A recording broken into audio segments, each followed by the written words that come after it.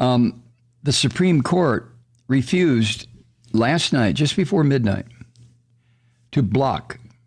So they finally decided to give it at least a minimal airing before the justices, but they decided against blocking that law prohibiting most abortions. The vote was 5-4 this time. Again, John Roberts, the Chief Justice, joined the three liberal members in dissent.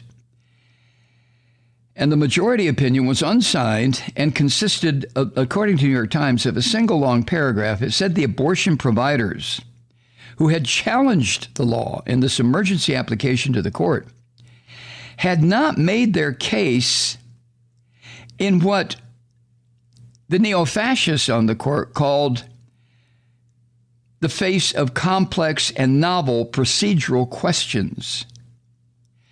And the fascists on the Supreme Court, including the Trump scum, the drunk, the Catholic fanatic, and the other one, they stressed that they were not ruling on the constitutionality of the Texas law and did not mean to limit, quote, procedurally proper challenges to it, end quote. Well, then what the hell were you doing ruling at all?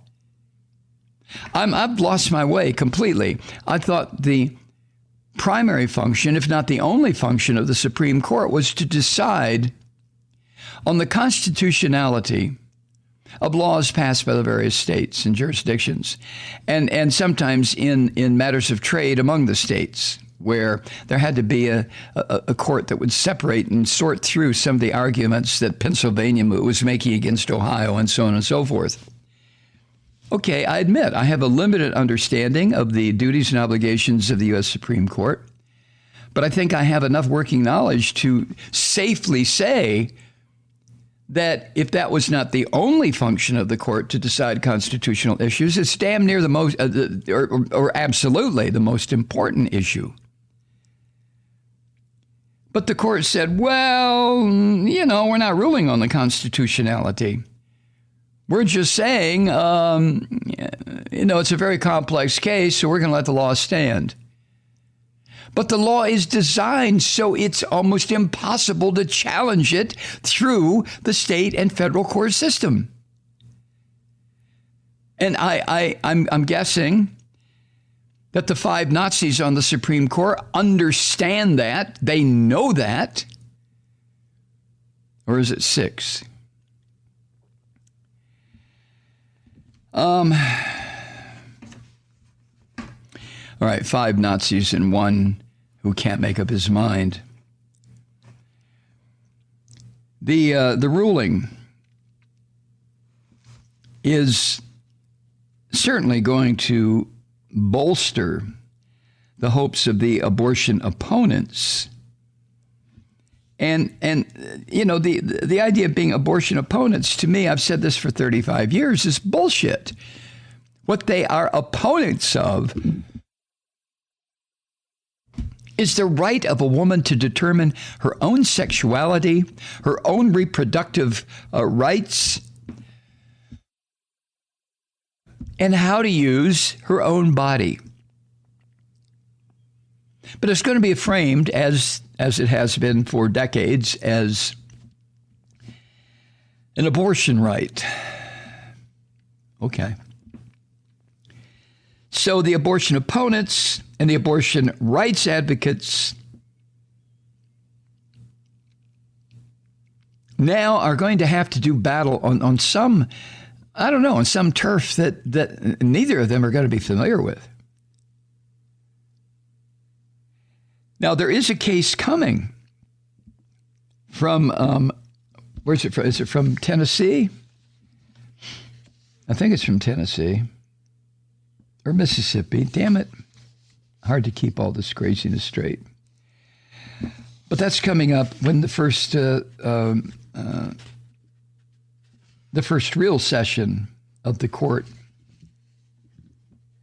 opens, which is the first Monday in October.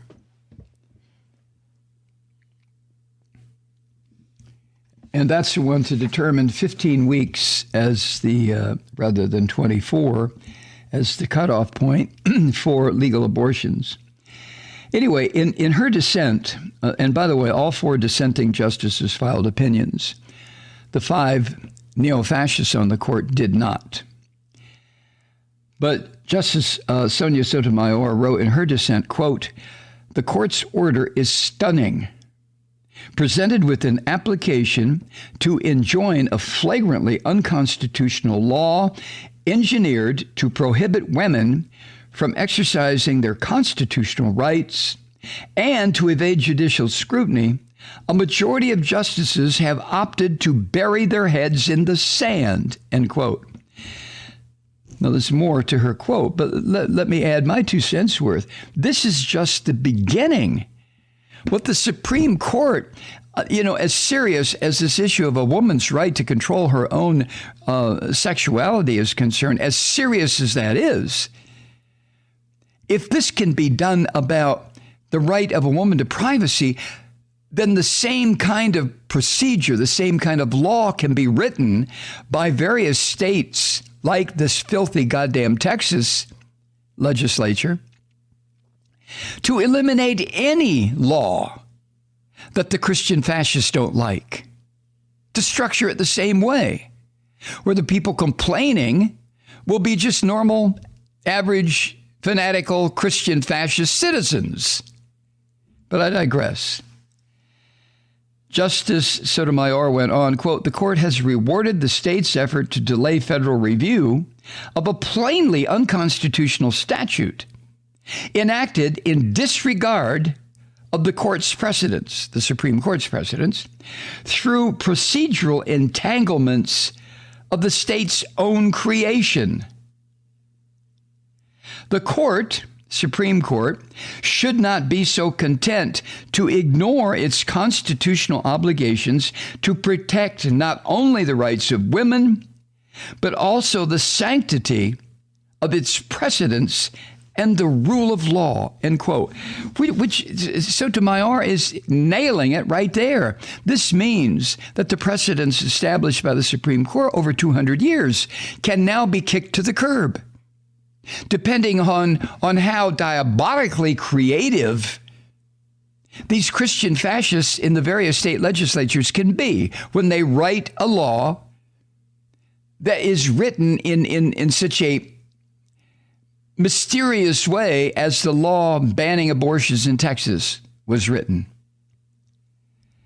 Chief Justice Roberts wrote that he would have blocked the law while appeals moved forward. But there's no place to appeal it. That's the insanity. This is what Sotomayor was railing against.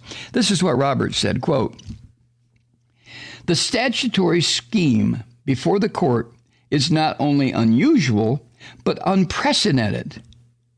The legislature, Texas, has imposed a prohibition on abortions after roughly 6 weeks, and then essentially delegated enforcement of that prohibition to the populace at large. The desired consequence appears to be to insulate the state from responsibility for implementing and enforcing the regulatory regime," end quote. Now, Roberts underscored what can be seen by scholars, not by me, but by scholars, as this tentative nature of the ruling last night, when Roberts said or wrote, quote, "Although the court denies the applicant's request for emergency relief today, the court's order is emphatic in making clear that it cannot be understood as sustaining the constitutionality of the law at issue." Okay, so what the hell is Roberts saying? To me, it sounds like he's saying, okay, we're going to rule this way, but the way we're ruling is immaterial to the constitutionality of the law that has been challenged before us 9 justices. If the constitutionality, oh, Jesus, you see, this is where I get completely bogged down.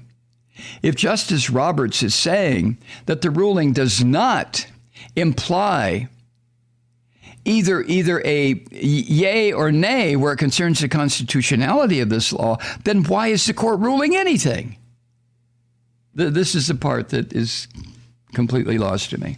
I'll figure it out. I'll read up on it. You don't have to send me an explanation, but that's the amazing part of this, that the devils, these demons in the Christian fascist movement, figured this out. And does this not sound like vigilante law? Doesn't it? We give the power to enforce this law to the people. Isn't that like lynching? I mean, what now? Bounty hunters across the country who are going to go to Texas sniffing around trying to find a doctor who might have performed an abortion? This is madness. It is a clear example of the lengths that the Christian fascists are willing to go to absolutely destroy democracy, the rule of law in this country, and replace it with Christian Sharia law. And this is what the Christian fascists are using as their foundation to destroy the rule of law, civil law in this country. This is madness, but it's happening. It's happening. Hi, Truth Seekers. Mike Malloy here. As you know, we've switched formats and are now broadcast exclusively on the Progressive Voices Network. So that means you get fewer program interruptions, no corporate commercials, and lots of profanity. But our format change also means some of our radio listeners no longer hear the program. It's been a while since I mentioned our podcasts, so you may have forgotten that there is a way to listen to this program anytime you need a good dose of screaming. Visit MikeMalloy.com and subscribe to our podcasts. As a podcast subscriber, you can download the program to your mobile device and take me with you wherever you go. And if you have a friend who needs a dose of truth-seeking, you can give a gift subscription as well. That's MikeMalloy.com, and never miss a minute of the uncensored fun and frivolity.